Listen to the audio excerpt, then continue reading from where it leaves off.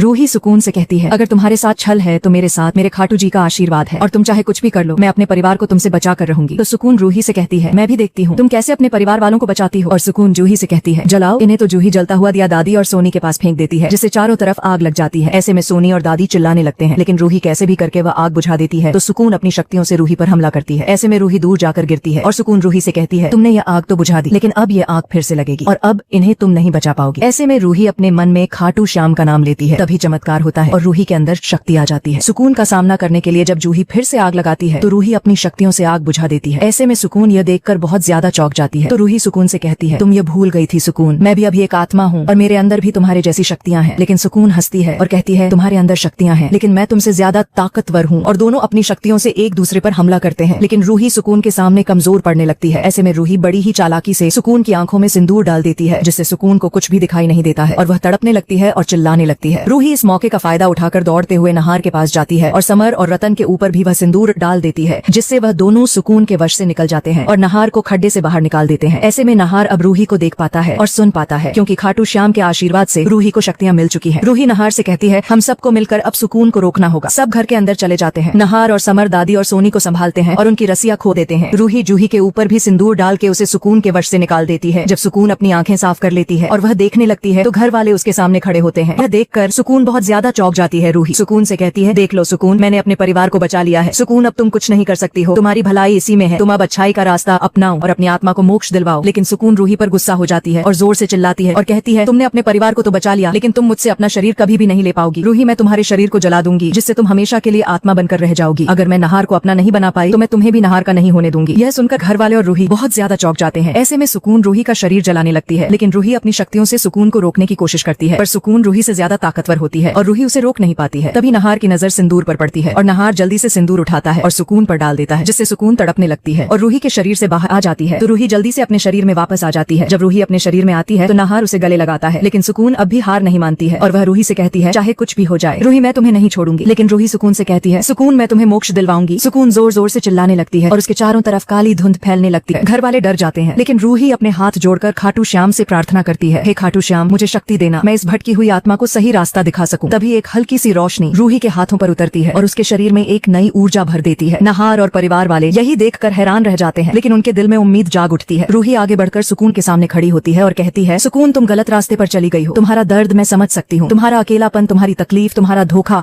सब महसूस कर सकती हूँ, लेकिन किसी के शरीर को छीनकर किसी की जिंदगी बर्बाद करके तुम्हें कभी शांति नहीं मिलेगी। तुम जितना भी गुस्सा कर लो, तुम्हें मोक्ष तभी मिलेगा जब तुम अपने दर्द को छोड़ दोगी। सुकून क्रोध में कांपने लगती है।